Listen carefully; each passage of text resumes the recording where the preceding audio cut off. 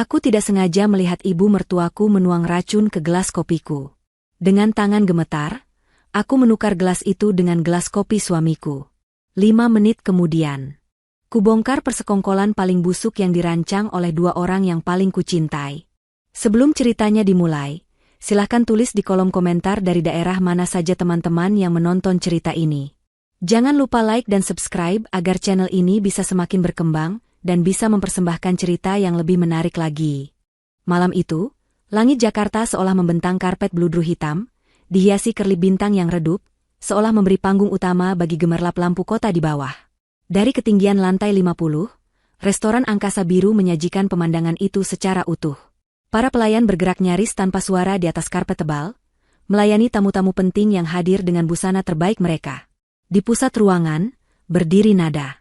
Malam ini adalah miliknya. Wanita itu tampak anggun dalam balutan gaun malam berwarna zamrud yang dirancang khusus, senada dengan hijab sutra yang membingkai wajahnya yang berseri. Di usianya yang baru menginjak 32 tahun, ia telah berhasil melakukan hal yang mustahil. Perusahaan rintisan yang ia bangun dari nol, dari garasi rumah kontrakannya 5 tahun lalu, kini resmi dinilai seharga 180 miliar rupiah. Malam ini adalah pesta peresmian kantor pusat baru sekaligus syukuran atas pencapaian luar biasa itu.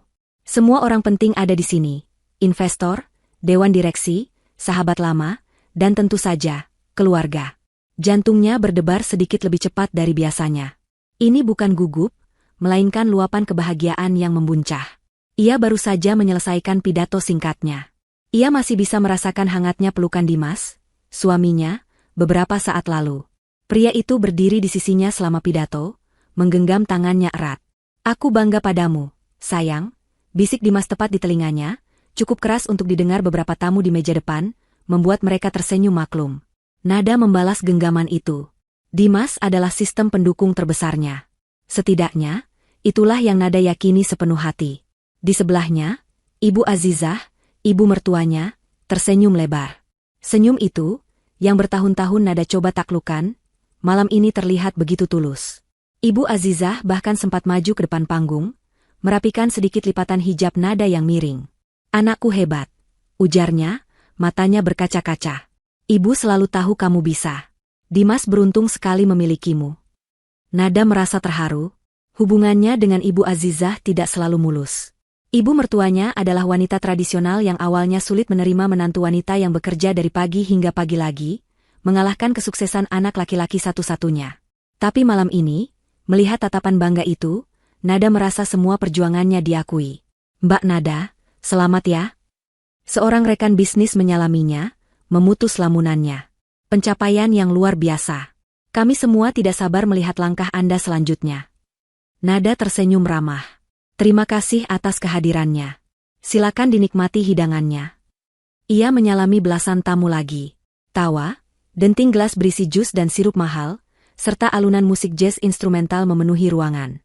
Semuanya sempurna. Setelah gelombang tamu pertama reda, Nada akhirnya bisa duduk di meja utama. Ia merasa sedikit lelah, namun puas. "Kamu butuh sesuatu, sayang?" tanya Dimas, duduk di sebelahnya. Pria itu tampak gagah dengan setelan jas mahal yang dipesan khusus. "Aku hanya butuh kafein." Nada tertawa kecil. "Pesta ini masih panjang." Ia memberi isyarat pada seorang pelayan. "Mas, boleh minta 1 cangkir espresso. Double shot." "Saya juga samakan saja," ujar Dimas kepada pelayan itu, seperti biasa. Ia selalu memesan apa yang Nada pesan. Pelayan itu mengangguk dan berlalu menuju area bar yang terletak di sudut ruangan, tidak terlalu jauh dari meja utama mereka. Nada mengedarkan pandangannya sekali lagi. Ia melihat sahabat-sahabatnya tertawa di sudut lain. Ia melihat tim intinya yang dulu rela tidak dibayar, kini menikmati hidangan steak wagyu termahal. Hatinya menghangat. Inilah buah dari kerja keras, keringat, dan air mata. Ibu Azizah bangkit dari kursinya. "Ibu ke toilet sebentar ya," pamitnya pada Nada dan Dimas. "Perlu ditemani, Bu?" tawar Nada. "Tidak usah, Nak. Kamu di sini saja," sapa tamu. "Ini kan acaramu," kata Ibu Azizah sambil tersenyum, lalu berjalan ke arah belakang restoran. Nada kembali berbincang ringan dengan Dimas. Mereka membicarakan rencana liburan yang tertunda, mungkin ke Eropa, setelah semua kesibukan ini selesai. Dimas tampak begitu antusias, merencanakan perjalanan mereka. Nada bersandar di kursinya, merasa rileks untuk pertama kalinya setelah berbulan-bulan tegang mengejar target valuasi. Matanya menatap kosong ke meja di depannya, mengagumi rangkaian bunga anggrek yang indah di tengah meja. Di sebelah rangkaian bunga itu, berdiri gelas jus delima miliknya yang masih terisi setengah. Iseng, ia memperhatikan pantulan ruangan di permukaan gelas jusnya yang melengkung. Pantulan itu buram, namun cukup jelas menangkap gerakan di area bar. Ia melihat pelayan tadi sedang meletakkan 2 cangkir espresso di atas nampan perak. Lalu, sesosok bayangan mendekati bar.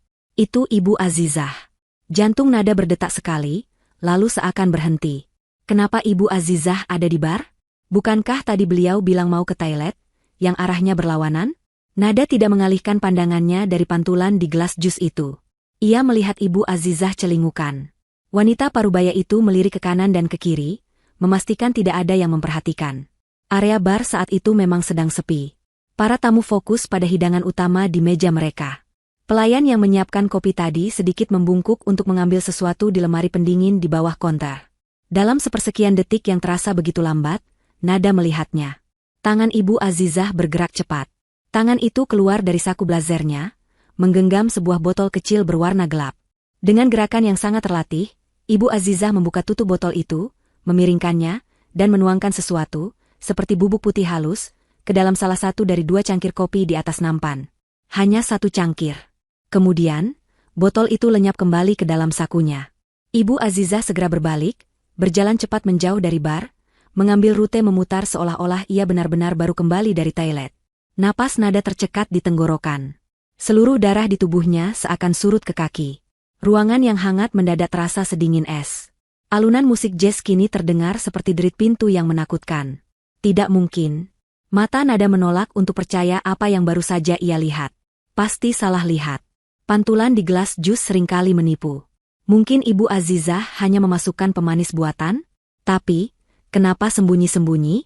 Kenapa di bar, bukan di meja? Kenapa botolnya terlihat seperti botol obat, bukan tempat gula? Dan kenapa hanya di 1 cangkir?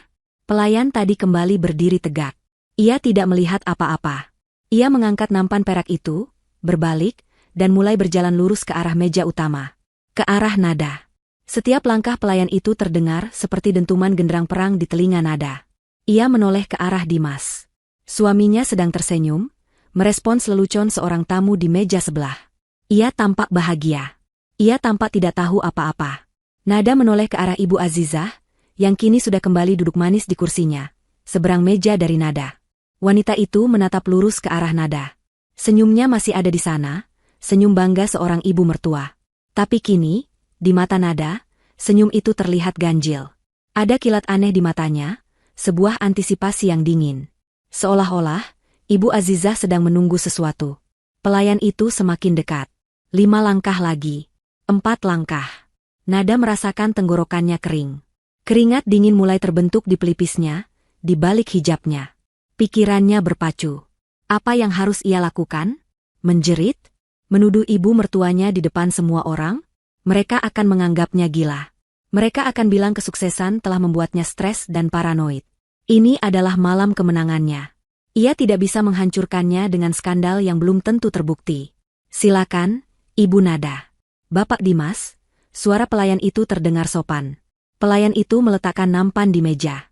Ia mengambil 1 cangkir kopi. Cangkir yang tadi dituangi bubuk oleh Ibu Azizah. Dan ia meletakkannya dengan hati-hati. Tepat di depan Nada. Cangkir kedua, yang bersih, diletakkan di depan Dimas. Terima kasih, suara Nada terdengar serak. Ia menatap cairan hitam pekat di depannya. Aroma kopi yang biasanya ia sukai, kini berbau seperti kematian. Dunia Nada menyempit. Fokusnya kini hanya pada cangkir keramik putih di depannya.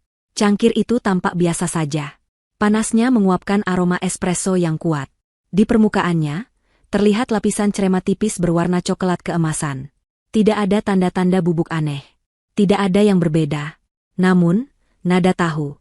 Ia melihatnya dengan mata kepalanya sendiri, meski hanya melalui pantulan. Cangkir itu adalah ancaman. Jantungnya berdebar begitu kencang, hingga ia takut Dimas bisa mendengarnya. Tangannya, yang tersembunyi di bawah meja, mulai gemetar. Ia mengepalkannya erat, kuku-kukunya menancap di telapak tangannya, mencoba merasakan sakit fisik untuk mengalihkan kepanikan yang melumpuhkan. Ia harus berpikir cepat. Kenapa Ibu Azizah melakukan ini? Kenapa di malam perayaannya? Apa tujuannya? Lalu, sebuah ingatan menyeruak.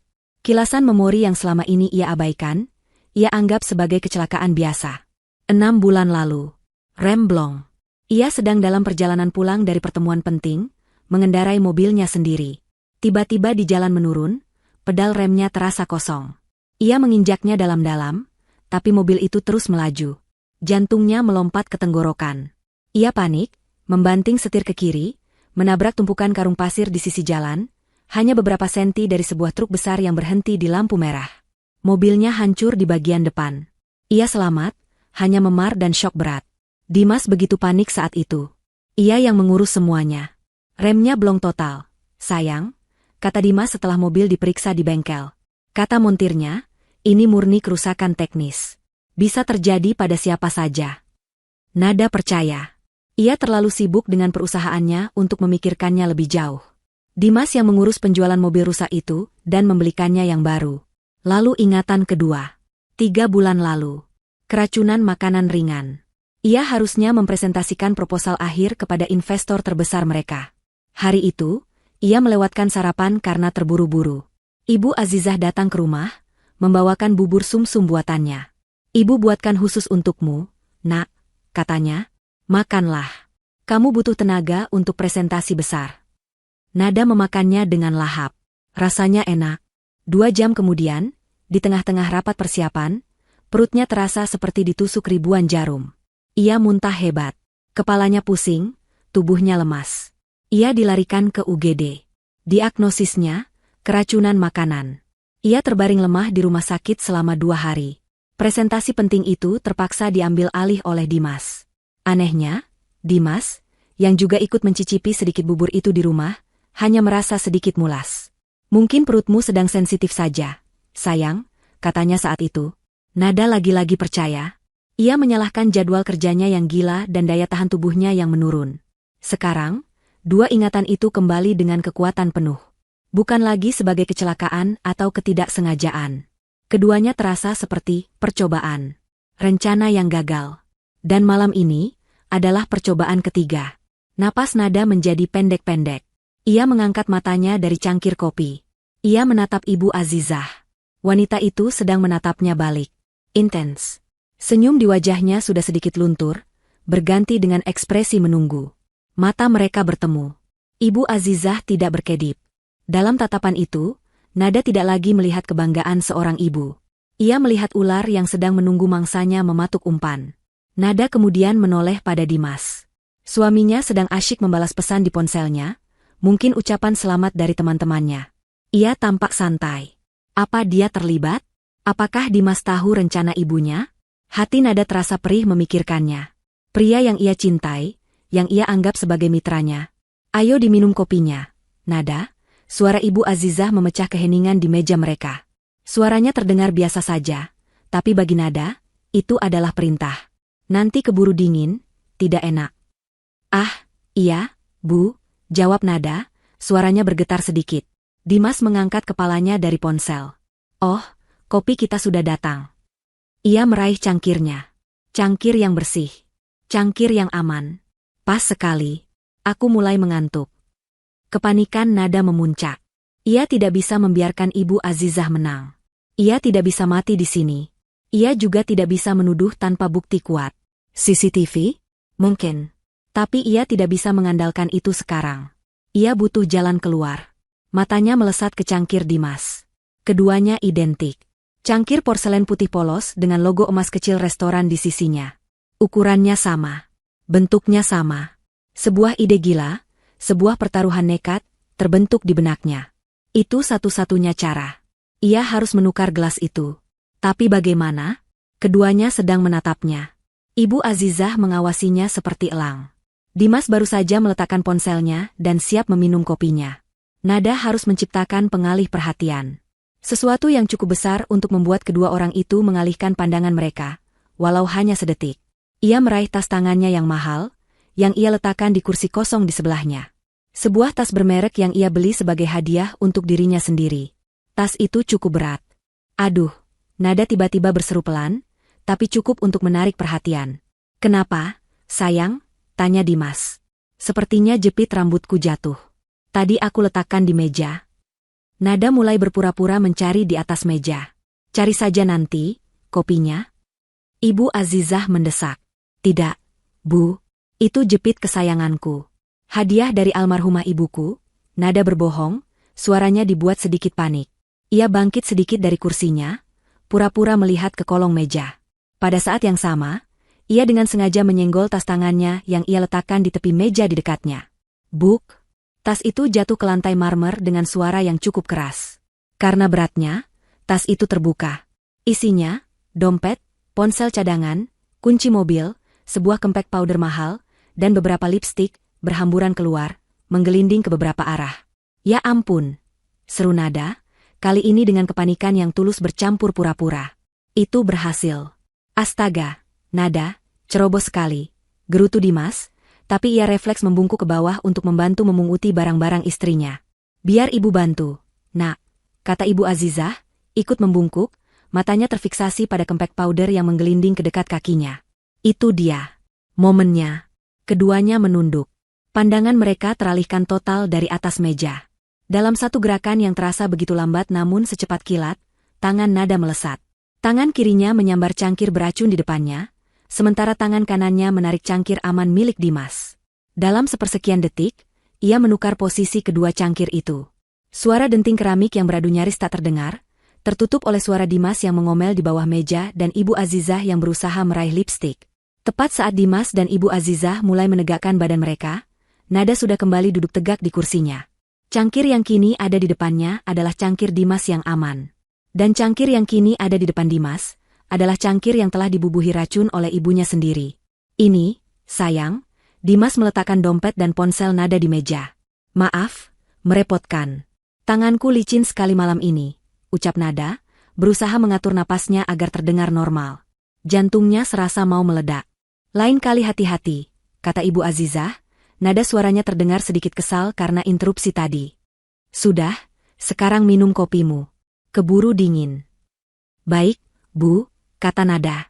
Dengan tangan yang masih sedikit gemetar, Nada mengangkat cangkirnya yang aman. Ia menatap Ibu Azizah lekat-lekat, tepat di matanya. Ia membawa tepi cangkir itu ke bibirnya, berpura-pura menyesapnya dalam-dalam, meski sebenarnya ia hanya menyentuhkan bibirnya di permukaan yang hangat. "Ah, nikmat sekali," kata Nada. Di seberangnya, Ibu Azizah tersenyum. Kali ini, senyumnya terlihat puas. Senyum kemenangan. Di sebelahnya, Dimas, yang tidak tahu apa-apa, atau mungkin tahu segalanya, mengangkat cangkirnya. "Cangkir beracun itu. Malam yang luar biasa, sayang," kata Dimas, menatap Nada dengan senyum yang tak bisa ia baca. "Untuk kesuksesanmu." Dimas mengangkat cangkir itu ke bibirnya dan meminumnya dalam satu tegukan besar, persis seperti kebiasaannya meminum espresso. Beberapa detik menggantung di udara, terasa setebal dan seberat kabut. Nada menahan napas, cangkir kopi yang aman di tangannya terasa berat seperti sebongkah timah. Ia tidak benar-benar meminumnya, hanya membiarkan bibirnya basah oleh cairan itu. Matanya terpaku pada suaminya, Dimas. Di seberangnya, Ibu Azizah juga mengawasinya. Tapi ibu mertuanya itu tidak melihat ke arah Dimas. Ia mengawasi Nada. Menunggu menantunya itu roboh. Senyum puas di wajah Ibu Azizah adalah hal paling mengerikan yang pernah Nada lihat. Dimas berdeham setelah menelan habis kopinya. Kopinya sedikit aneh malam ini. Pahitnya beda, komentarnya sambil meletakkan cangkir itu kembali ke cawannya. Jantung Nada serasa berhenti berdetak. Apakah racunnya bekerja secepat itu? Ibu Azizah tertawa kecil, tawa yang terdengar tegang. "Itu namanya espresso double shot, Dimas. Tentu saja pahit," katanya, seolah menenangkan. Tapi matanya tidak pernah lepas dari Nada. "Bagaimana, Nada? Kamu suka kopinya?" Nada memaksakan senyum. "Sangat kuat, Bu. Persis seperti yang aku butuhkan." Waktu terasa merayap. 5 detik. 10 detik. Nada bisa merasakan tatapan Ibu Azizah yang mulai bingung. Kenapa menantunya tidak bereaksi? Harusnya sudah ada sesuatu. Dimas kembali beralih ke ponselnya, membalas satu pesan lagi. Lalu, ia mengerutkan kening. Ia meletakkan ponselnya. "Kamu tidak apa-apa, Mas?" tanya Nada, Suaranya ia usahakan setenang mungkin. Tidak tahu, jawab Dimas. Tiba-tiba kepalaku pusing sedikit. Mungkin karena tegang seharian ini. Ia memijat pelipisnya. Ibu Azizah kini mengalihkan pandangannya pada Dimas, sedikit jengkel karena perhatiannya teralih. Kamu itu kurang istirahat saja, ujarnya. 1 menit berlalu. Para tamu di meja lain masih tertawa dan berbincang. Musik jazz masih mengalun. Semuanya normal, kecuali di meja utama itu. Dimas mulai terbatuk. Awalnya hanya batuk kering sekali 2 kali, seperti membersihkan tenggorokan. Permisi, katanya. Ia meraih gelas air putih di depannya dan meminumnya. Tapi batuk itu tidak berhenti. Batuk itu malah semakin menjadi kering, kasar, dan dalam. Kamu baik-baik saja? Nada bertanya lagi, nadanya kini berisi kekhawatiran yang dibuat-buat. Uhuk, aku tidak tahu. Dimas terengah. Ia melonggarkan dasi kupu-kupu yang terasa mencekiknya. Wajahnya mulai memerah karena menahan batuk. Keringat dingin mulai tampak di dahinya. Sekarang, Ibu Azizah menatap putranya dengan cemas. Tapi itu bukan cemas seorang ibu. Itu cemas seorang konspirator yang rencananya berantakan. Dimas? Kamu kenapa? Tanyanya, suaranya sedikit naik. Panas. Dimas mengeluh. Ia mengibaskan tangannya di depan lehernya. Di sini, panas sekali. Batuknya semakin parah. Ia mencengkeram dadanya. Matanya mulai membelalak. Bukan lagi karena pusing, tapi karena panik. Ia tidak bisa bernapas. Setiap tarikan napasnya berbunyi seperti desisan yang menyakitkan. Dimas. Nada berseru, kali ini ia benar-benar panik melihat kondisi suaminya. Aku sesak napas. Dimas megap-megap. Wajahnya yang tadi memerah kini berubah pucat pasi. Pucat seperti mayat. Ia mencoba berdiri, mungkin ingin lari ke toilet, mencari udara. Tapi kakinya tidak bisa menopang tubuhnya. Ia terhuyung. Para tamu di meja terdekat mulai memperhatikan. Tawa mereka berhenti. Tolong. Nada berteriak. Ibu Azizah membeku di kursinya. Wajahnya menunjukkan kengerian absolut. Dia tidak lagi menatap Nada. Dia menatap cangkir kopi kosong di depan Dimas. Lalu ke cangkir kopi di depan Nada yang masih terisi. Dalam sepersekian detik, wanita tua itu menyadari apa yang telah terjadi. Pertukaran itu. Jatuhnya tas. Semuanya melintas di matanya. Tidak. Bisik Ibu Azizah, bibirnya gemetar. Tidak, Dimas. Dimas terbatuk hebat sekali lagi. Kali ini ia menyemburkan sedikit busa dari mulutnya. Matanya yang membelalak ngeri kini menatap lurus ke arah ibunya. Rasa sakit dan kebingungan di matanya perlahan berubah menjadi pemahaman yang mengerikan. Dia mengerti. Dia tahu apa yang ada di dalam kopi itu. Dan dia tahu untuk siapa kopi itu seharusnya. Ibu. Dimas terengah, suaranya nyaris tak terdengar, lebih seperti desisan penuh rasa sakit. Dia mengangkat tangannya yang gemetar, jarinya menunjuk lurus ke arah ibunya, Ibu Azizah. Seluruh restoran kini terdiam. Musik berhenti. Semua mata tertuju pada mereka. Dimas mengumpulkan sisa tenaga terakhirnya. Dengan napas yang putus-putus, di depan puluhan saksi mata, di malam puncak perayaan istrinya, dia mengucapkan kalimat terakhir yang menghancurkan segalanya. Ini kan racun untuk dia. Jari telunjuknya bergeser dari ibunya, menunjuk lurus ke arah Nada, istrinya sendiri. Setelah itu, mata Dimas terbalik. Tubuhnya kejang hebat. Dan dengan suara dentuman keras, ia ambruk ke depan, menyapu gelas dan piring di meja, sebelum akhirnya jatuh terjerembab ke lantai marmer yang dingin. Gelas kopinya pecah berkeping-keping. Kekacauan meledak. Para wanita menjerit. Beberapa orang melompat dari kursi mereka. Panggil ambulans. Cepat, teriak seorang tamu. Ibu Azizah melompat dari kursinya, tapi bukan untuk menolong Dimas. Dia melompat seperti binatang yang terpojok. Dia menatap Nada dengan mata melotot penuh kebencian yang murni dan syok yang tak terperi. Kamu. Desisnya. Tapi suaranya tenggelam oleh kepanikan massal. Staf restoran berlarian. Beberapa tamu mencoba memberi pertolongan pertama pada Dimas yang kini terbaring diam di lantai, tubuhnya masih berkedut lemah. Di tengah semua kekacauan itu, Nada berdiri kaku di samping kursinya. Tangannya masih memegang cangkir kopinya yang aman. Dia menatap suaminya yang terbaring di lantai. Dia menatap ibu mertuanya yang gemetar penuh amarah. Malam perayaannya telah berubah menjadi mimpi buruk. Tapi di balik rasa syoknya, satu pikiran mengkristal dengan jelas. Dia selamat. Dan mereka, para pengkhianat itu, Baru saja membongkar kebusukan mereka sendiri di depan semua orang. Perjalanan menuju rumah sakit adalah neraka yang bising. Suara sirene ambulans memekakan telinga, membelah lalu lintas malam Jakarta yang padat. Di dalam kotak logam yang melaju kencang itu, suasana terasa sesak dan tegang.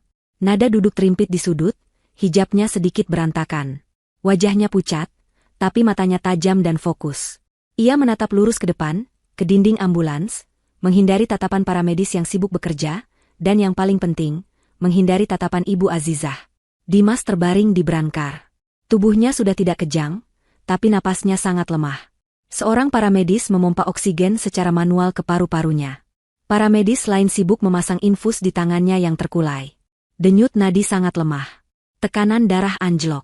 Persiapkan atropin di UGD, suara paramedis itu terdengar tegang melalui radio. Ibu Azizah duduk di seberang Nada. Wanita itu tidak menangis. Tidak ada air mata kesedihan seorang ibu. Yang ada hanyalah amarah yang tertahan dan ketakutan yang luar biasa. Bibirnya terus bergerak, menggumamkan sesuatu tanpa suara. Matanya tidak pernah lepas dari Nada. Itu adalah tatapan kebencian murni, tatapan seorang pembunuh yang rencananya gagal total dan berbalik mengenainya.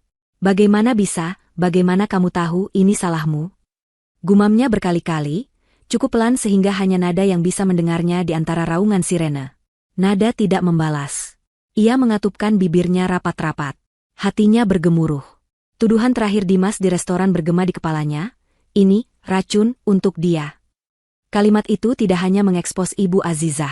Kalimat itu juga mengekspos Dimas sendiri. Dia tahu. Suaminya tahu bahwa kopi itu beracun. Dia tahu itu untuk Nada. Itu artinya, mereka berdua bekerja sama. Perih yang tajam menusuk jantung Nada, lebih sakit daripada racun apapun. Pria yang ia cintai, yang ia bangun impian bersamanya, yang ia berikan separuh hidupnya, ternyata menginginkan kematiannya. Keserakahan. Semua ini karena keserakahan. Perusahaan 180 miliar itu ternyata bukan berkah, melainkan kutukan yang membongkar sifat asli orang-orang terdekatnya. Ambulans berdecit kencang saat berbelok tajam ke lobi unit gawat darurat. Pintu belakang terbuka. Dugaan keracunan zat korosif. Kode merah. Brankar Dimas didorong keluar dengan cepat. Nada dan Ibu Azizah melompat turun, berlari kecil di belakang mereka.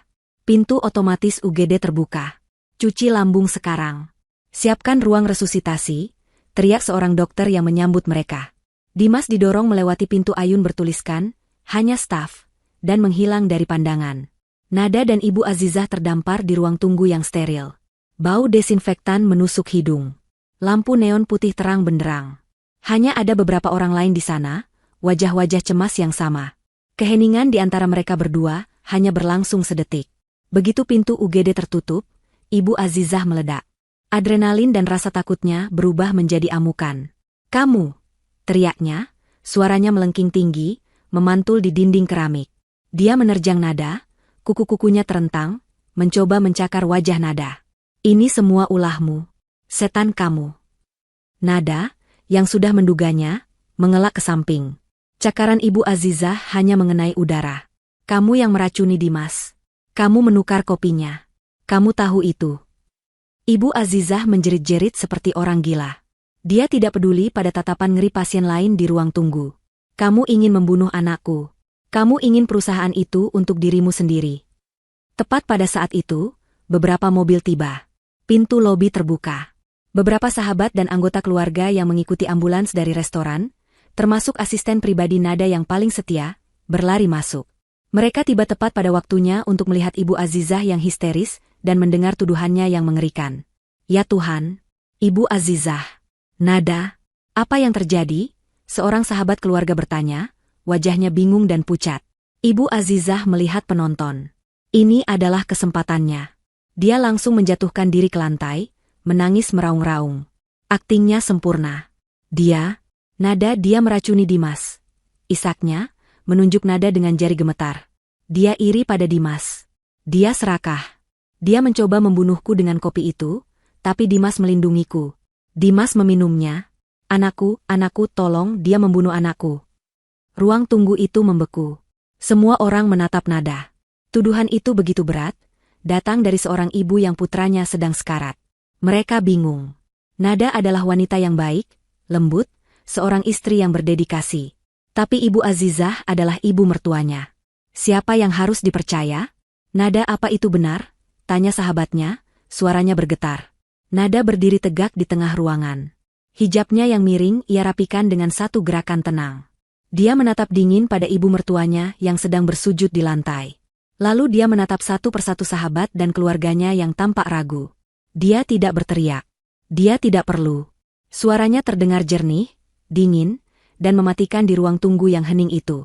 Diam, Ibu. Satu kata itu menghentikan raungan Ibu Azizah. Wanita tua itu mendongak. Matanya yang penuh air mata palsu bertemu dengan mata Nada yang sedingin es. Aku tahu apa yang Ibu lakukan, lanjut Nada. Kamu memfitnahku. Desis Ibu Azizah, mencoba bangkit. Kamu tidak punya bukti. Oh, benarkah? Nada mengambil langkah maju. Saat semua orang panik di restoran. Saat ibu sibuk meraung di atas tubuh Dimas. Aku tidak panik. Aku menelepon. Nada mengeluarkan ponselnya dari tas tangannya. Tas yang sama yang tadi ia jatuhkan. Ia memegang ponsel itu di depan wajahnya. Aku menelepon manajer restoran, kata Nada, suaranya mantap, setiap katanya menusuk Ibu Azizah. Aku bertanya padanya, apakah area bar kalian terjangkau CCTV? Dia bilang, tentu saja, Bu. CCTV kami beresolusi tinggi, merekam setiap sudut bar untuk alasan keamanan. Wajah Ibu Azizah mulai berubah. Kepanikan yang nyata mulai menjalari matanya. Lalu aku bertanya lagi. Nada melanjutkan, matanya tidak berkedip. Tolong periksa rekaman tepat pukul 9:15 menit. Apa ada yang mendekati bar saat pelayan menyiapkan 2 cangkir espresso untuk mejaku? Ibu Azizah mulai gemetar. Jangan-jangan. Manajer itu memeriksanya saat aku masih di telepon, kata Nada. Dan tahu apa yang dia katakan padaku, Bu? Nada mencondongkan tubuhnya sedikit. Suaranya kini sedikit berbisik, namun terdengar oleh semua orang di ruangan itu. Dia bilang, ya, Bu. Aneh sekali. Ibu mertua Anda, Ibu Azizah, terekam sangat jelas. Beliau terlihat celingukan, lalu menuangkan sesuatu dari botol kecil ke dalam salah satu cangkir kopi sebelum pelayan kami kembali. Wajah Ibu Azizah langsung pucat pasi. Lebih pucat dari Dimas saat di ambulans tadi. Seluruh darah seakan tersedot dari wajahnya. Kekuatannya lenyap. Aktingnya sirna. Tuduhannya menguap di udara. Dia ambruk kembali ke kursi ruang tunggu, tubuhnya gemetar hebat. Dia tidak lagi histeris. Dia ketakutan setengah mati. Para sahabat dan keluarga yang tadi menatap Nada dengan ragu, kini berbalik menatap Ibu Azizah. Tatapan mereka berubah dari kebingungan menjadi kengerian, lalu menjadi jijik. Nada meluruskan tubuhnya, menyimpan kembali ponselnya. Dia telah memenangkan ronde ini. Tepat saat itu, pintu ayun UGD terbuka. Seorang dokter keluar, wajahnya lelah dan serius. Keluarga Bapak Dimas? Tanyanya. Ibu Azizah mencoba berdiri, tapi kakinya lemas. Nada melangkah maju. Saya istrinya. Dokter itu menatap Nada. Kami berhasil menstabilkannya, tapi kondisinya kritis. Kami sudah melakukan cuci lambung. Zat yang kami temukan sangat kuat. Ini jelas bukan keracunan makanan biasa. Ini percobaan pembunuhan. Lampu neon di koridor rumah sakit berdengung pelan, satu-satunya suara yang menemani Nada di jam-jam tergelap menjelang fajar. Ia tidak duduk di ruang tunggu UGD yang ramai. Ia berada di ruang tunggu pribadi di lantai eksekutif, ruangan yang ia dapatkan berkat statusnya sebagai donatur besar rumah sakit itu. Disinilah ironi itu terasa paling menusuk. Uang yang ia hasilkan, yang menjadi motif percobaan pembunuhannya, kini memberinya kenyamanan saat ia mencerna pengkhianatan itu. Dimas telah dipindahkan ke ruang ICU. Kondisinya stabil namun kritis, dalam keadaan koma yang diinduksi secara medis untuk membiarkan tubuhnya melawan racun. Seorang petugas keamanan yang disewa Nada, bukan dari rumah sakit, berdiri di depan pintu kamar Dimas. Bukan untuk melindunginya, tapi untuk memastikan dia tidak kabur, dan tidak ada seorang pun, terutama Ibu Azizah, yang bisa masuk untuk membungkamnya. Ibu Azizah sendiri berada di lantai bawah, di ruang tunggu umum. Setelah bukti CCTV diungkapkan, taktiknya berubah. Dia tidak lagi menuduh Nada secara agresif. Dia kini memainkan peran sebagai ibu yang bingung dan hancur, yang tidak mengerti apa-apa, dan mengklaim manajer restoran pasti salah lihat. Dia mengklaim dia hanya mencoba menambahkan gula diet ke kopi Nada atas permintaan Nada sendiri. Kebohongan yang lemah, tapi cukup untuk menimbulkan keraguan di antara keluarga yang tidak tahu apa-apa. Tapi Nada tidak membuang waktu untuk drama keluarga. Saat Ibu Azizah meraung di UGD, Nada tidak hanya menelepon manajer restoran. Dia melakukan 2 panggilan telepon krusial lainnya. Pertama, ke pengacara perusahaannya. Kedua, ke kepala tim investigasi swasta yang perusahaannya gunakan untuk uji tuntas. Saya mau Anda geledah semuanya. Suara Nada terdengar dingin dan tanpa emosi di telepon beberapa jam lalu. Saya mau tim Anda menyisir rumah saya, terutama ruang kerja pribadi Dimas. Saya mau Anda retas rekening banknya jika perlu. Saya mau tahu kenapa. Malam ini juga. Dan sekarang, hasilnya mulai masuk. Ponselnya bergetar di pangkuannya. Sebuah pesan aman terenkripsi dari kepala investigator. Isinya sebuah tautan ke folder digital yang dilindungi kata sandi. Nada membukanya di laptopnya. Jantungnya berdebar, bukan karena takut, tapi karena amarah yang dingin dan menusuk. Folder pertama berjudul, Hutang. Nada membukanya. Layarnya dipenuhi dengan puluhan dokumen. Tagihan kartu kredit yang tertunggak, dengan nominal ratusan juta rupiah. Surat peringatan dari pinjaman online ilegal.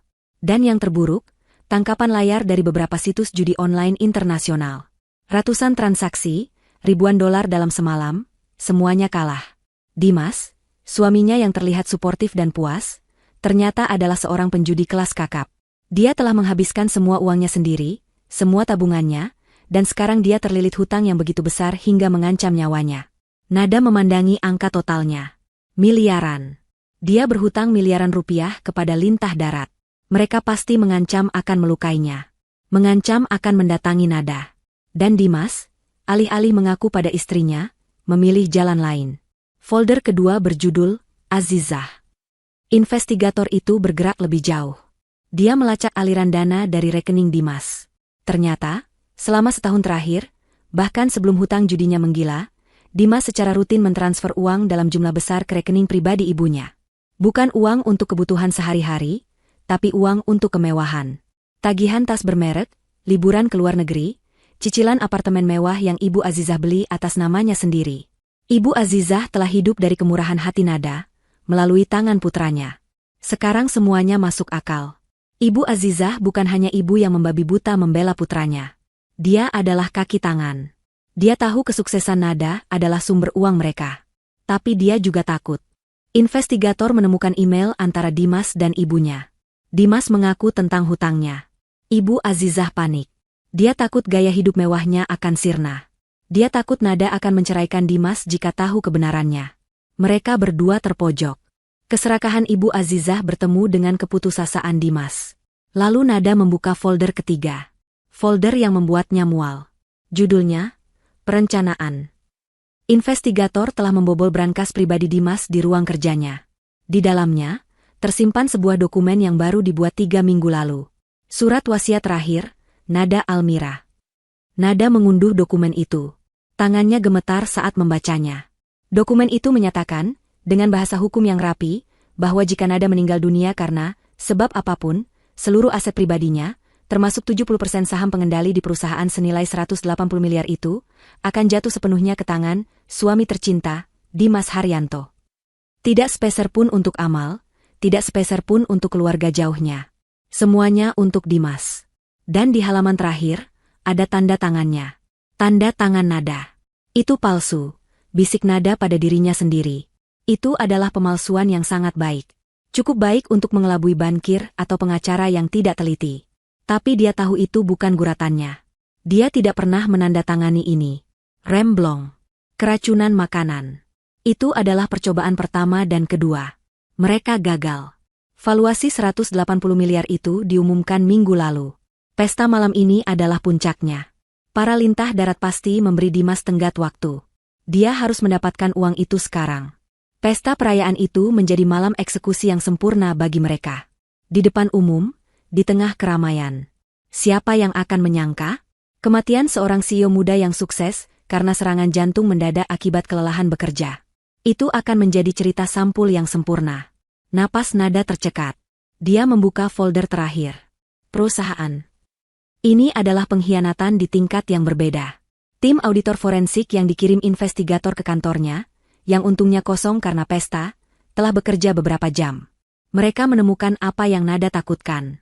Selama 6 bulan terakhir, Dimas telah menggunakan jabatannya sebagai Direktur Keuangan, Titipan, jabatan yang Nada berikan agar suaminya merasa berguna, untuk menyedot uang perusahaan.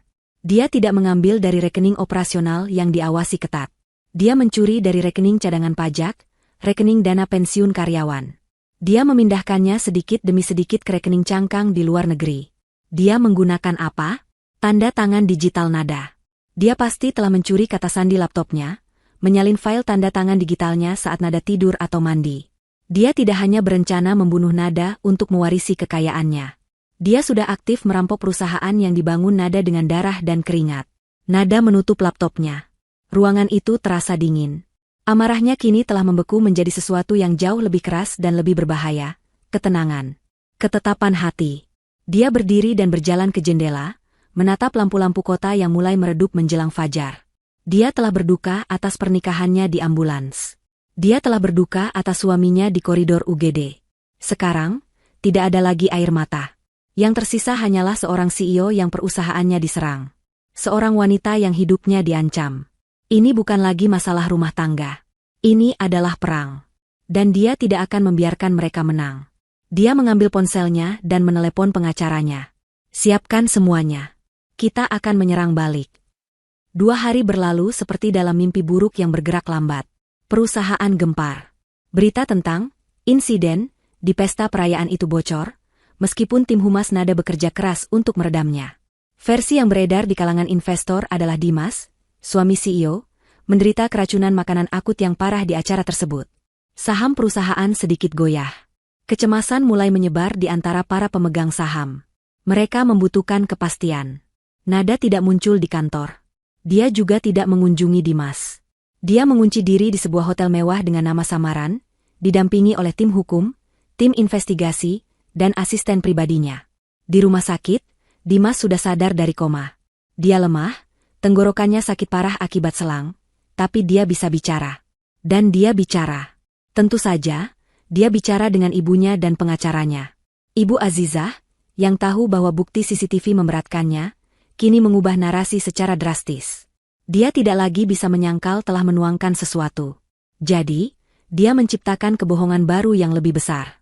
Dia mengklaim bahwa dia melihat Nada bertengkar hebat dengan Dimas sebelum pesta. Dia mengklaim Nada depresi berat karena tekanan pekerjaan dan mengancam akan bunuh diri. Dia mengklaim bubuk yang dia masukkan ke kopi Nada adalah penawar yang diberikan oleh seorang kenalan pintar untuk menetralkan racun yang dia curigai akan diminum Nada. Itu adalah cerita yang gila dan putus asa. Tapi puncaknya adalah ini. Ibu Azizah mengklaim bahwa Dimas, yang tahu istrinya depresi, dengan heroik merebut cangkir beracun itu dan meminumnya sendiri untuk menyelamatkan nyawa Nada. Kebohongan itu, meskipun fantastis, memiliki satu tujuan, untuk melukiskan Nada sebagai orang yang tidak stabil secara mental. Pada pagi hari ketiga, serangan mereka datang. Sebuah email resmi mendarat di kotak masuk semua dewan direksi dan pemegang saham utama. Panggilan untuk rapat umum pemegang saham luar biasa, RUPSLB, darurat. Penggagasnya, Dimas Haryanto, pemegang 5% saham, hadiah, dari Nada, dan Ibu Azizah sebagai walinya yang khawatir. Agenda rapat, mosi tidak percaya terhadap CEO Nada Almira. Tuntutan, pemberhentian sementara Nada dari jabatannya, dengan alasan ketidakstabilan mental dan emosional yang membahayakan kelangsungan perusahaan. Mereka menggunakan cerita bohong Ibu Azizah sebagai dasar mereka. Mereka menuntut agar Dimas, sang pahlawan, yang kini menjadi korban, ditunjuk sebagai pelaksana tugas CEO sementara dia memulihkan diri. Ruang rapat utama di kantor pusat perusahaan terasa tegang. Udara bisa dipotong dengan pisau. Para investor dan anggota dewan direksi duduk mengelilingi meja kayu mahoni raksasa. Wajah mereka muram. Mereka ada di sini untuk melindungi investasi mereka. Skandal, drama keluarga, percobaan bunuh diri, semua itu adalah racun bagi harga saham. Pintu ganda di ujung ruangan terbuka. Semua mata menoleh. Ibu Azizah masuk lebih dulu. Dia mengenakan baju kurung hitam-hitam, hijabnya menutupi sebagian wajahnya, seolah-olah dia sedang berkabung. Dia mendorong kursi roda. Di atasnya duduk Dimas. Pria itu tampak pucat, kurus, dan menyedihkan. Lehernya dibalut perban tipis. Dia menatap lantai dengan ekspresi menderita. Di belakang mereka, berjalan seorang pengacara bermuka licin dengan koper kulit mahal. Mereka adalah gambaran sempurna dari korban yang dizalimi. Mereka mengambil tempat di sisi meja. Ibu Azizah berdiri di belakang putranya, tangannya diletakkan di bahu Dimas seolah melindunginya. Pengacara mereka membuka koper. Bapak dan ibu sekalian, si pengacara memulai dengan suara berwibawa. Kami berkumpul di sini dalam situasi yang sangat tragis. Klien saya, Bapak Dimas, hampir kehilangan nyawanya demi. Maaf saya terlambat. Suara itu memotong ucapan si pengacara seperti pisau bedah. Pintu ganda di ujung lain ruangan, pintu pribadi dari kantor CEO, terbuka. Nada melangkah masuk. Ruangan itu terkesiap. Dia tidak terlihat seperti wanita yang depresi atau tidak stabil. Dia tidak terlihat seperti orang yang sedang berduka. Dia tampak seperti seorang ratu yang siap berperang. Nada mengenakan blus sutra putih bersih dan blazer berwarna merah marun yang tajam. Hijabnya ditata sempurna. Riasannya minimalis tapi tegas. Matanya dingin dan fokus. Dia berjalan dengan langkah mantap, sepatu haknya berdebam pelan namun berwibawa di lantai marmer. Dimas mengangkat kepalanya. Saat matanya bertemu dengan mata Nada, ekspresi menderitanya lenyap, digantikan oleh kilatan rasa takut yang murni. Ibu Azizah mencengkeram pegangan kursi roda begitu erat, hingga buku-buku jarinya memutih. Nada tidak duduk di kursinya yang biasa di sisi meja. Dia berjalan lurus ke ujung meja, tempat proyektor dan layar besar berada. Dia meletakkan laptopnya di podium. "Selamat pagi," kata Nada, suaranya jernih dan kuat, memenuhi ruangan. "Pengacara Bapak Dimas benar. Kita berkumpul karena situasi yang tragis. Tapi tragedi yang terjadi bukanlah seperti yang Anda dengar. Nona Nada, ini adalah rapat resmi." Si pengacara menyela, mencoba mengambil alih kendali. "Agenda pertama adalah membahas kesehatan mental Anda dan Mosi." "Saya menolak agenda itu," potong Nada. "Karena agenda itu didasarkan pada kebohongan. Dan saya akan menggunakan hak saya sebagai pemegang saham mayoritas dan CEO untuk menetapkan agenda yang sebenarnya." Dia menatap lurus ke arah dewan.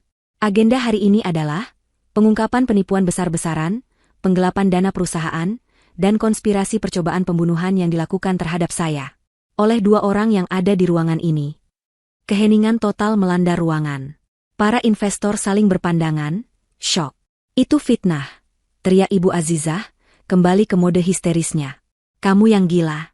Kamu." "Ibu Azizah," nada suara Nada berubah menjadi sedingin es. "Saya sarankan Ibu diam dan mendengarkan. Kecuali Ibu ingin menambah tuduhan menghalangi rapat." Dimas gemetar di kursi rodanya. "Nada sayang, apa yang kamu lakukan ini semua salah paham." "Salah paham?" Nada tertawa kecil, tawa yang tidak memiliki kehangatan. "Apakah hutang judi miliaran rupiah itu salah paham, Dimas? Apakah tanda tangan palsu saya di surat wasiat itu salah paham? Apakah jutaan dolar yang kamu curi dari dana pensiun karyawan kita salah paham?" Wajah Dimas berubah seputih kapur. Ibu Azizah ternganga. Pengacara mereka tampak kebingungan, jelas tidak diberitahu informasi ini oleh kliennya. "Saya lihat," kata Nada, memandang berkeliling ke dewan direksi. "Saya punya presentasi singkat untuk Anda semua. Tentang kesehatan perusahaan yang sebenarnya. Tolong perhatikan baik-baik." Dia menekan sebuah tombol. Proyektor menyala. Layar di belakangnya bersinar hidup. Tapi sebelum gambar pertama muncul, Nada memberi isyarat ke sudut ruangan yang gelap. "Oh, dan sebelum saya lupa, kita kedatangan beberapa tamu. Saya ingin rapat ini berjalan transparan dan sesuai hukum." Lampu di sudut itu menyala. Menampakkan dua petugas polisi berseragam lengkap, berdiri tegap. Di samping mereka, seorang pria berkacamata dengan setelan abu-abu rapi melangkah maju, membawa koper yang identik dengan koper pengacara Dimas. "Perkenalkan," kata Nada. "Ini adalah petugas dari kepolisian daerah, Divisi Kejahatan Ekonomi. Dan pria di samping mereka adalah auditor forensik independen yang saya sewa." Ibu Azizah menjerit pelan dan mundur selangkah, menabrak dinding. Dimas mulai terbatuk-batuk, kali ini benar-benar panik. "Sekarang," kata Nada, membalikan badan ke layar. "Mari kita mulai presentasinya. Babak pertama, restoran."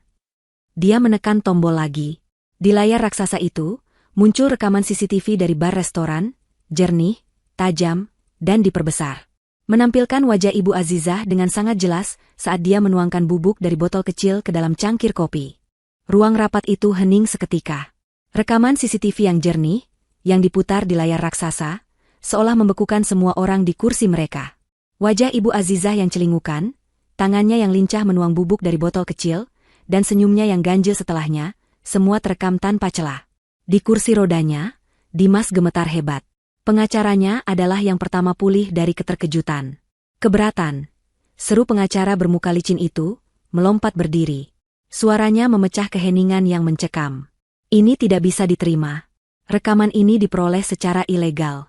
Ini pelanggaran privasi klien saya. Ini tidak ada hubungannya dengan agenda rapat. Nada bahkan tidak menoleh padanya.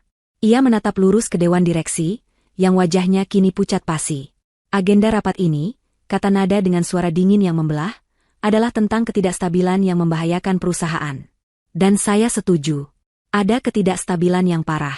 Tapi bukan dari saya. Ia menekan tombol di laptopnya. Video tadi baru permulaan. Itu gula diet. Ibu Azizah tiba-tiba menjerit. Ini adalah satu-satunya alibi yang tersisa. Saya sudah bilang. Itu gula diet khusus untuk Nada. Dia memang memintanya. Dia berbohong. Gula diet? Nada mengulang kata itu tanpa ekspresi. Baik. Mari kita asumsikan itu gula diet. Ia lalu beralih ke pria berkacamata di sudut. Pak Auditor, apakah Anda menemukan transaksi pembelian gula diet dalam laporan keuangan Pak Dimas? Atau mungkin penawar racun? Auditor itu menggeleng. Tidak, Ibu Nada. Tapi kami menemukan hal lain. Kalau begitu, mari kita beralih ke bukti nomor 2, kata Nada. Saya menyebut bagian ini, bakti seorang suami. Layar kembali berubah. Kali ini, yang muncul adalah rekaman CCTV dari sebuah bank. Bukan bank di dekat kantor atau rumah mereka, tapi sebuah bank kecil di pinggir kota.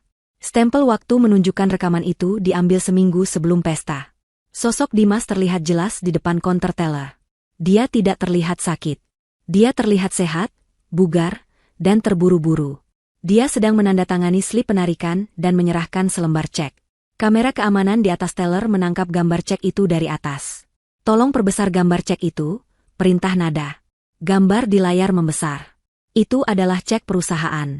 Cek dari rekening dana cadangan. Nama penerimanya adalah sebuah perusahaan fiktif, PT Sinar Jaya Abadi. Dan tanda tangan yang tertera di sana adalah Nada Almira. Di sebelahnya, layar terbelah, menunjukkan tanda tangan asli Nada yang diambil dari dokumen perusahaan yang sah. Keduanya terlihat identik. Tapi auditor forensik itu melangkah maju. Bapak dan Ibu sekalian, katanya dengan suara datar. Tanda tangan di cek itu adalah pemalsuan digital. Dibuat dengan sangat baik, tapi bukan goresan tangan. Kami menemukan file gambar tanda tangan Ibu Nada beresolusi tinggi yang dicuri dari laptop pribadinya, diakses dari alamat IP rumah beliau, pada jam 3 pagi, 2 minggu lalu. Ini belum selesai, lanjut sang auditor. Kami melacak cek itu. Ini adalah satu dari 12 cek yang dicairkan dalam 6 bulan terakhir. Semuanya ditarik dari rekening dana pensiun karyawan. Ruangan itu berdengung oleh gumaman ngeri. Mencuri dari dana pensiun karyawan adalah dosa kardinal dalam dunia korporat. Itu bukan lagi sekadar keserakahan, itu adalah kejahatan yang tidak termaafkan. Bohong. Dimas tiba-tiba berteriak. Dia mencoba berdiri dari kursi rodanya, membuktikan bahwa dia tidak selemah yang dia perlihatkan. Itu semua bohong. Kamu yang menyuruhku. Kamu yang menyuruhku memindahkan uang itu untuk investasi rahasia. Kamu menjebakku, Nada. Kamu yang jahat. Ibu Azizah segera menyambung. Benar, anakku hanya menurut. Kamu tidak pernah memberinya cukup. Kamu selalu pamer kekayaanmu, membuat anakku merasa kecil. Kamu membelinya. Kamu menjebaknya. Menjebaknya? Nada mengangkat alis. Menjebaknya untuk melakukan apa? Ini? Dia menekan tombol lagi. Layar kini menampilkan diagram alir yang rumit. Uang dari PT Sinar Jaya Abadi mengalir ke sebuah rekening di luar negeri. Dan dari rekening itu, mengalir ke puluhan transaksi di beberapa situs judi online internasional. Setiap transaksi bernilai puluhan ribu dolar. Dan semuanya ditandai dengan warna merah, kalah. Di sampingnya, ditampilkan total kerugian. Angkanya membuat beberapa anggota dewan terkesiap. Miliaran rupiah uang perusahaan telah dibakar di meja judi virtual. Ini, kata Nada, suaranya pelan namun menusuk, adalah apa yang ibu sebut merasa kecil? Ini adalah penyakit. Ini adalah kejahatan. Ruangan itu bergemuruh. Para investor kini menatap Dimas dengan jijik. Pengacaranya tampak terguncang, Kliennya jelas tidak menceritakan bagian ini. Dan sekarang, suara nada tiba-tiba berubah, tidak lagi dingin, tapi dipenuhi amarah yang bergetar. Untuk bukti terakhir. Bukti yang paling menyakitkan. Dia menatap lurus ke arah Ibu Azizah. Anda bilang Anda panik. Anda bilang Anda mencoba menyelamatkan saya. Anda bilang Dimas adalah pahlawan. Tapi saya juga punya rekaman. Saya merekam ini sendiri di rumah sakit, di koridor luar ICU, 1 jam setelah Dimas masuk. Saat ibu mengira tidak ada orang lain yang mendengar. Nada mengambil ponselnya dan menyambungkannya ke sistem audio ruangan. Tolong dengarkan baik-baik suara seorang ibu yang panik ini. Dia menekan tombol, putar. Awalnya hanya ada desisan statis. Lalu, suara isak tangis yang tertahan terdengar. Itu suara Ibu Azizah. Tapi kata-kata yang keluar bukanlah kata-kata kesedihan. Itu adalah amarah murni. Dimas, bodoh. Suara Ibu Azizah melengking, memenuhi ruang rapat dengan kebenciannya. Kenapa kau minum kopi itu? Kenapa kau minum? Rencana kita gagal. Gagal total. Bodoh kamu. Harusnya dia yang minum. Harusnya perempuan itu yang mati. Ruangan itu hening senyap. Semua orang menahan napas. Rekaman itu berlanjut. Sekarang bagaimana? Bagaimana kita membayar hutangmu? Bagaimana kita mengambil alih perusahaan ini kalau kamu sekarat? Bodoh. Anak tidak berguna. Anak bodoh. Suara makian itu terus berlanjut selama beberapa detik sebelum nada menghentikannya. Keheningan yang menyusul setelah audio itu mati 1000 kali lebih keras daripada teriakan Ibu Azizah. Itu adalah keheningan yang penuh dengan kengerian dan pemahaman total. Semua alibi hancur. Cerita tentang gula diet. Cerita tentang depresi. Cerita tentang Dimas yang heroik. Semuanya luluh lantak oleh kata-kata Ibu Azizah sendiri. Wajah Ibu Azizah kini bukan lagi pucat. Wajahnya berubah kelabu, seperti abu. Dia menatap speaker di dinding seolah itu adalah hantu. Dia telah divonis oleh suaranya sendiri. Keheningan di ruang rapat itu pecah. Bukan oleh teriakan, tapi oleh suara satu orang yang berdiri. Salah satu investor tertua, seorang pria bijaksana yang telah mendukung nada sejak awal, menggebrak meja dengan kepalan tangannya. Cukup. Suaranya menggelegar, penuh amarah yang benar. Ini menjijikkan. Ini bukan lagi rapat dewan, ini adalah tempat kejadian perkara. Petugas polisi. Semua mata beralih kedua petugas berseragam di sudut ruangan. Mereka, yang sedari tadi berdiri diam seperti patung, kini bergerak maju dengan langkah pasti. Mereka berjalan melewati meja, langsung menuju Ibu Azizah. Tidak. Bisik Ibu Azizah, matanya melotot ngeri. Realitas akhirnya menamparnya. Ini bukan lagi drama keluarga yang bisa ia menangkan dengan air mata. Ini adalah akhir. Ibu Azizah, kata petugas pertama dengan suara tegas, Anda kami tahan atas dugaan keterlibatan dalam percobaan pembunuhan berencana dan persekongkolan untuk melakukan penipuan. Petugas itu menarik tangan Ibu Azizah ke belakang. Saat itulah wanita tua itu meledak. Dia tidak lagi berakting. Dia menjerit seperti binatang yang terjebak. Tidak. Lepaskan saya. Saya tidak bersalah. Dia yang jahat. Dia menjebak kami. Dia meronta-ronta dengan liar saat borgol perak itu berbunyi, klik, di pergelangan tangannya. Dimas. Dimas, lakukan sesuatu. Katakan pada mereka.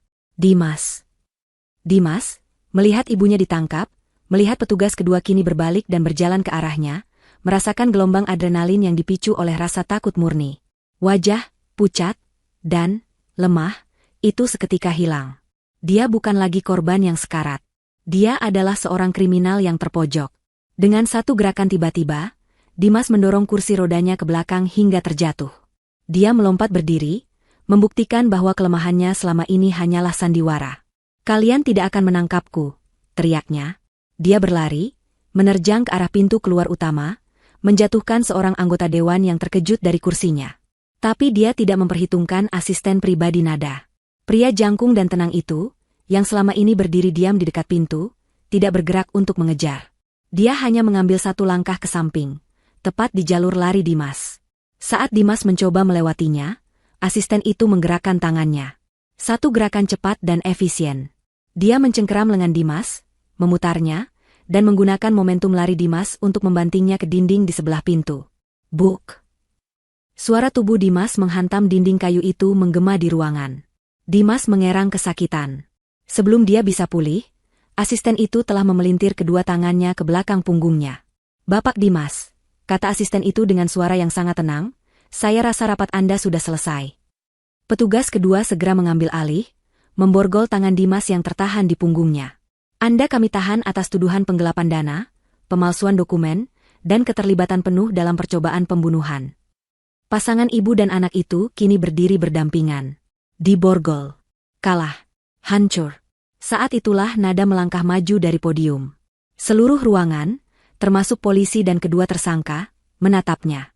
Dia kini berdiri di tengah ruangan, menjadi pusat perhatian yang sesungguhnya. "Perusahaan ini," Nada memulai, suaranya jernih dan bergetar bukan karena takut, tapi karena kekuatan. "Saya bangun dengan darah, keringat, dan air mata. Saya mengorbankan tidur saya, kesehatan saya, dan waktu saya bersama orang-orang yang saya kira saya cintai." Dia menatap lurus ke mata Dimas, lalu ke Ibu Azizah. "Saya membangunnya di atas fondasi integritas dan kerja keras. Dan kalian," suaranya naik, "kalian pikir bisa mengambilnya dari saya? Kalian pikir bisa merampok hasil kerja keras karyawan saya, hanya dengan segelas kopi? Kalian salah besar," bisiknya. "Hari ini bukan hari kejatuhan saya. Ini adalah hari pembersihan. Perusahaan ini akan lanjut. Jauh lebih kuat. Tanpa parasit." Ibu Azizah, bahkan dengan tangan terborgol, masih melontarkan racun. "Kamu akan menyesal. Kamu pikir kamu menang? Kamu tidak punya apa-apa lagi. Pengacara saya akan membebaskan saya. Kamu akan lihat." Para petugas mulai menarik mereka berdua keluar ruangan. "Permisi, petugas." Satu suara lagi menghentikan langkah mereka. Pengacara Nada, yang sedari tadi diam, melangkah maju sambil memegang tablet. "Ada satu informasi tambahan untuk berkas penahanan Ibu Azizah. Mungkin bisa membantu proses administrasi," katanya sopan kepada petugas. "Informasi apa?" tanya petugas itu. Pengacara Nada membalikkan tabletnya. "Kami baru saja mendapat konfirmasi balasan dari Kepolisian Daerah Jawa Tengah. Nama asli Ibu Azizah bukanlah Azizah Rahayu, seperti di KTP-nya. Nama lahirnya adalah Dewi Azizah binti Prawiro." Ibu Azizah membeku. "Dan nama itu," lanjut si pengacara, "ternyata ada di daftar buronan. Dia adalah buronan kasus penipuan investasi dan arisan bodong senilai 10 miliar rupiah di kota asalnya, 10 tahun yang lalu. Dia kabur dan mengganti identitasnya setelah dinyatakan bersalah secara in absentia." Seluruh ruangan ternganga. Bahkan Dimas menatap ibunya dengan syok. Dia jelas tidak tahu bagian ini. "Kasus ini tidak ada hubungannya dengan yang sekarang," kata pengacara itu dengan tenang. "Tapi ini memastikan, Ibu Azizah tidak akan kemana-mana untuk waktu yang sangat, sangat lama." Jeritan dan makian Ibu Azizah langsung berhenti. Wajahnya runtuh. Itu adalah pukulan terakhir. Karma berlapis dari masa lalu yang dia kira sudah terkubur, kini bangkit untuk menagih hutangnya. Nada memandangi mereka berdua untuk terakhir kalinya. Wajah suaminya yang penuh pengkhianatan.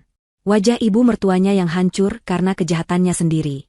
Tanpa ekspresi, Nada berbalik badan saat pintu ruang rapat tertutup di belakang mereka, membungkam drama itu selamanya.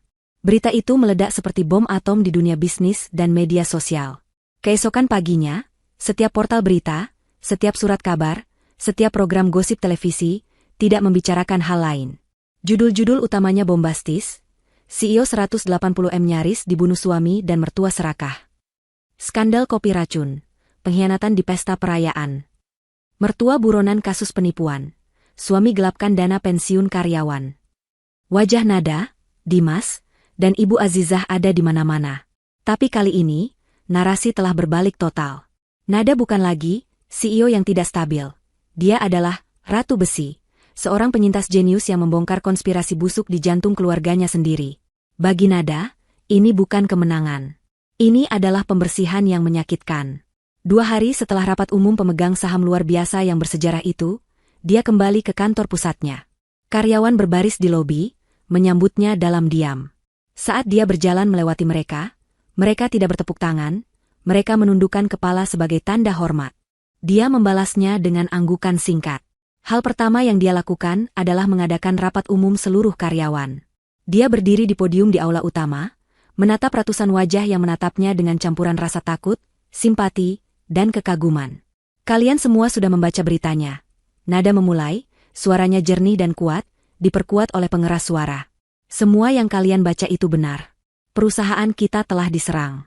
Bukan oleh pesaing, tapi dari dalam. Oleh suami saya, Dimas Haryanto, dan ibunya. Dia berhenti sejenak, membiarkan kata-katanya meresap. Pak Dimas, lanjutnya, telah menyalahgunakan kepercayaan kita semua. Dia tidak hanya berkonspirasi untuk mencelakai saya. Dia telah mencuri dari kalian.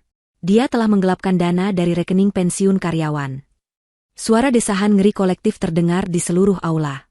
Saya tidak akan mentolerir ini, kata Nada. Pagi ini, tim auditor independen telah menyelesaikan pemeriksaan awal mereka. Saya di sini untuk mengumumkan bahwa dana yang hilang, setiap rupiahnya, akan saya ganti secara pribadi dari aset saya. Dana pensiun kalian aman. Kali ini, tepuk tangan membahana. Tapi Nada mengangkat tangannya, menghentikan mereka. Tapi, katanya, kepercayaan adalah mata uang kita yang paling berharga. Dan kepercayaan itu telah dilanggar, tidak hanya oleh satu orang.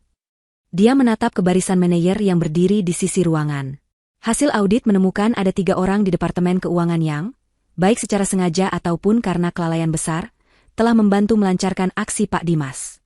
Mereka memvalidasi cek palsu, mengabaikan tanda bahaya, dan memalsukan laporan bulanan untuk menutupi jejaknya. Nada menyebutkan 3 nama itu dengan lantang. 3 manajer itu membeku, wajah mereka pucat pasi. Kalian bertiga, kata Nada, silakan kemasi barang-barang pribadi kalian. Keamanan akan mengantar kalian keluar gedung. Kalian dipecat, efektif saat ini juga. Tidak ada drama. Tidak ada bantahan. Ketiga orang itu hanya menunduk malu dan berbalik, berjalan keluar ruangan di bawah tatapan ratusan rekan kerja mereka. Nada telah mengirimkan pesan yang jelas, era lama yang penuh kelonggaran dan kepercayaan buta telah berakhir. Integritas adalah harga mati. Setelah rapat, Nada kembali ke kantornya, yang terasa asing. Foto-foto pernikahannya dengan Dimas yang dulu menghiasi meja dan dinding, sudah tidak ada. Asistennya telah membersihkan semuanya. Di mejanya, sudah menunggu pengacara pribadinya. Saya mau cerai. Segera, kata Nada, bahkan sebelum dia duduk. Saya tidak mau melihat wajahnya lagi, bahkan di pengadilan jika memungkinkan. Kita akan urus itu, Nada, kata pengacaranya. Dia tidak punya pijakan hukum sama sekali. Kita akan menuntutnya atas semua kerugian material. Saya tidak peduli dengan uangnya, potong Nada. Uang yang dia curi dari perusahaan akan kita kejar. Tapi untuk harta Gonogini, saya tidak mau 1 sen pun hartanya yang berlumur hutang judi itu. Saya hanya mau dia enyah dari hidup saya. Batalkan surat wasiat palsu itu hari ini. Pastikan dia tidak bisa menghubungiku atau perusahaanku dengan cara apapun. Tutup bab ini. Bulan-bulan berikutnya adalah proses hukum yang melelahkan. Gugatan cerai Nada dikabulkan dengan cepat. Karena bukti penipuan dan percobaan pembunuhan yang jelas, pengadilan membatalkan semua hak Dimas atas harta bersama. Dia kehilangan segalanya dalam sekejap. Tapi proses pidanalah yang menjadi tontonan nasional. Persidangan Dimas Haryanto dan Dewi Azizah, nama asli Ibu Azizah, menjadi berita utama selama berminggu-minggu. Ruang sidang selalu penuh sesak oleh wartawan dan masyarakat yang penasaran. Nada hanya hadir sekali, di hari pertama, untuk memberikan kesaksian. Dia berjalan ke mimbar saksi dengan langkah mantap. Dengan hijab berwarna biru tua yang tenang, dia menceritakan kembali malam di restoran itu. Dia menceritakan tentang pantulan di gelas jus delima. Dia menceritakan tentang pertukaran cangkir kopi. Dia menceritakan tentang ingatan remblong dan bubur sumsum beracun. Dia berbicara tanpa emosi, faktual, dan lugas. Setiap katanya adalah paku yang menancap di peti mati kedua terdakwa. Dimas dan Ibu Azizah, yang duduk di kursi pesakitan, tidak berani menatap matanya. Setelah kesaksiannya, Nada tidak pernah kembali ke ruang sidang. Dia menyerahkan semuanya pada jaksa penuntut umum, yang memiliki segunung bukti. Dan seperti yang diperkirakan, pertahanan kedua terdakwa runtuh. Tanpa ada lagi yang bisa diselamatkan, mereka berbalik saling menyerang. Pengacara Dimas menyalahkan Ibu Azizah. Klien saya adalah korban, katanya. Korban dari ibu yang manipulatif dan obsesif. Klien saya putus asa karena hutang, dan ibunya menawarkan jalan keluar yang mengerikan ini.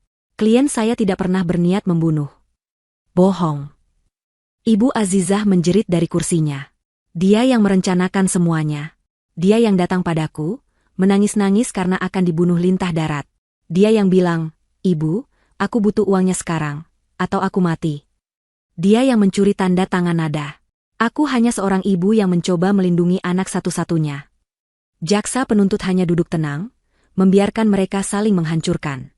Bukti audio rekaman Ibu Azizah yang memaki Dimas karena gagal membunuh Nada diputar di ruang sidang, membungkam pembelaan, ibu yang melindungi, itu selamanya. Bukti forensik tanda tangan palsu dan jejak digital judi online menghancurkan citra anak yang tersesat. Akhirnya, hari putusan tiba. Ruang sidang tegang. Nada tidak hadir. Dia sedang memimpin rapat dewan di kantornya, membahas ekspansi perusahaan ke pasar Asia Tenggara. Dia akan mendengar beritanya nanti. Hakim ketua mengetukkan palu. Setelah mempertimbangkan semua bukti dan kesaksian, suara hakim terdengar berat. Pengadilan memutuskan. Hakim membacakan putusan untuk Ibu Azizah terlebih dahulu. Terdakwa Dewi Azizah terbukti secara sah dan meyakinkan bersalah atas tindak pidana percobaan pembunuhan berencana, pemalsuan identitas, dan penipuan. Ditambah dengan statusnya sebagai buronan atas kasus penipuan sebelumnya, pengadilan menjatuhkan hukuman penjara selama 20 tahun. Ibu Azizah ambruk di kursinya, matanya kosong. 20 tahun. Dia akan menjadi wanita tua yang renta saat dia keluar, jika dia masih hidup. Lalu, hakim beralih ke Dimas. Terdakwa Dimas Haryanto. Anda terbukti secara sah dan meyakinkan bersalah atas keterlibatan penuh dalam percobaan pembunuhan berencana, penggelapan dana perusahaan dalam jabatan, dan pemalsuan dokumen. Tindakan Anda adalah pengkhianatan berlapis terhadap istri Anda, perusahaan Anda, dan karyawan yang mempercayakan dana pensiun mereka pada Anda. Hakim mengambil napas panjang. Pengadilan tidak melihat ada faktor yang meringankan. Untuk kejahatan Anda, pengadilan menjatuhkan hukuman penjara seumur hidup. Palu diketuk 3 kali. Selesai. Di seberang kota, di ruang rapat di puncak gedung pencakar langit, ponsel asisten Nada bergetar. Dia membaca pesan itu dan menulis catatan kecil di secari kertas, lalu menggesernya dengan tenang ke depan Nada. Nada melirik catatan itu di tengah presentasinya. Ibu Azizah, 20 tahun. Dimas, seumur hidup. Dia tidak berhenti bicara. Dia tidak mengubah ekspresinya. Dia hanya mengambil napas dalam-dalam, lalu melanjutkan presentasinya tentang target pendapatan kuartal berikutnya. Babak itu telah resmi ditutup. 1 tahun berlalu. Waktu, seperti sungai yang mengalir deras, telah menghanyutkan lumpur dan kotoran, menyisakan bebatuan yang kini kokoh dan berkilau di dasarnya.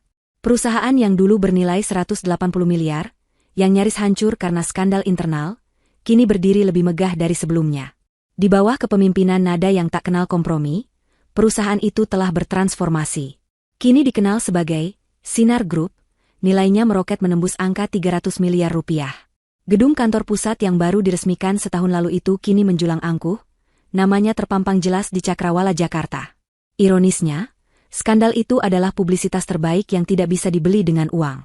Para investor tidak melihat adanya kelemahan. Mereka melihat seorang pemimpin, seorang ratu besi berhijab, yang memiliki keberanian untuk mengamputasi penyakit di dalam tubuh perusahaannya sendiri, bahkan ketika penyakit itu adalah suaminya. Mereka melihat integritas yang langka. Saham perusahaan melonjak begitu berita penangkapan itu menyebar. Integritas ternyata bernilai 120 miliar rupiah. Nada sendiri telah berubah. Dari luar, dia masih sama. Wanita anggun dengan hijab yang tertata rapi, senyum yang tenang, dan mata yang jernih. Tapi dari dalam, sesuatu telah mengeras. Bukan menjadi pahit, tapi menjadi baja. Kepercayaan yang dulu ia berikan dengan mudah, kini harus didapatkan. Dia menjadi lebih jeli, lebih tegas, namun anehnya, juga lebih pemurah. Dia mengerti betapa cepatnya hidup bisa direnggut, dan dia tidak akan membuang-buang waktu lagi. Sore itu, di sebuah hotel bintang 5 yang berbeda, Nada baru saja turun dari panggung. Dia tidak sedang merayakan perusahaannya. Dia baru saja secara resmi meluncurkan sebuah yayasan filantropi baru, Yayasan Pelita Harapan. Di depan ratusan tamu dan media, dia memberikan pidato yang menggugah. Banyak orang di luar sana yang hidupnya hancur karena penipuan. Katanya, suaranya mantap. Mereka kehilangan tabungan seumur hidup karena janji-janji palsu dari orang yang mereka percayai. Mereka adalah korban keserakahan. Yayasan ini didirikan untuk mereka. Media langsung menangkap maknanya. Tanpa menyebut satu nama pun, Nada telah memberikan sindiran telak, sebuah pembalasan karma yang elegan, untuk Ibu Azizah. Yayasan itu secara khusus mendedikasikan dananya untuk membantu korban penipuan investasi dan arisan bodong, persis seperti kejahatan yang telah dilakukan ibu mertuanya di masa lalu. Nada menggunakan kekayaan yang coba direbut darinya untuk memperbaiki kerusakan yang disebabkan oleh orang-orang seperti Ibu Azizah. Itu adalah langkah seorang ratu. Setelah acara peluncuran yang sukses itu, malam harinya, Nada merasa perlu menutup satu lingkaran terakhir. Dia tidak pulang. Dia tidak pergi ke tempat baru. Dia menelepon asisten pribadinya yang setia, Rian, dan dua sahabat lamanya yang benar-benar bertahan melewatinya badai. "Temani aku makan malam," katanya. "Ada satu tempat yang harus kita datangi." Pukul 8 malam. Restoran Angkasa Biru. Tempat itu masih sama. Lampu gantung kristal yang sama. Pemandangan kota yang sama gemerlapnya. Musik jazz yang sama mengalun lembut. Para staf, dari manajer hingga pelayan, langsung mengenali Nada saat dia melangkah masuk. Tapi kali ini, tatapan mereka berbeda. Bukan lagi sekadar tatapan pada tamu VIP. Itu adalah tatapan penuh hormat, hampir kekaguman. "Selamat malam, Ibu Nada."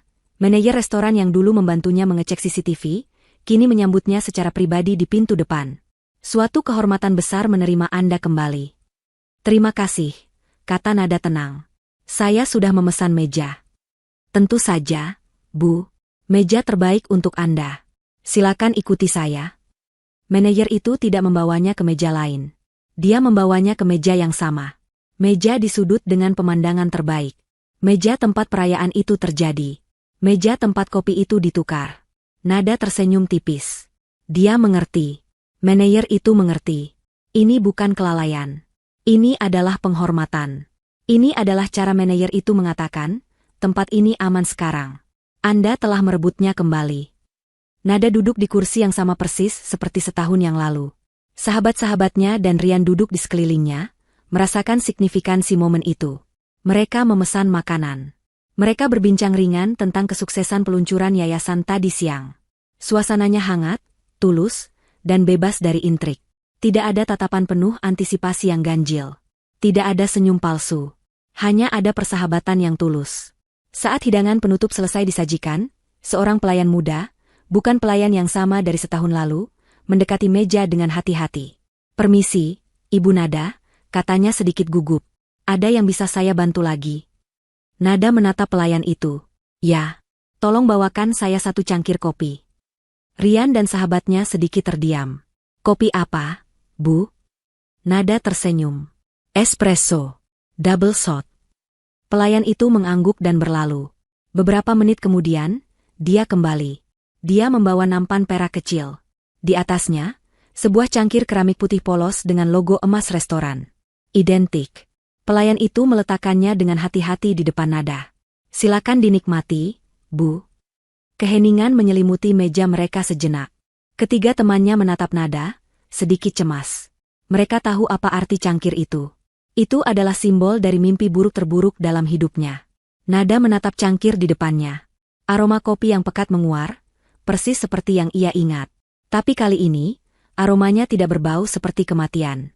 Aromanya berbau seperti kemenangan.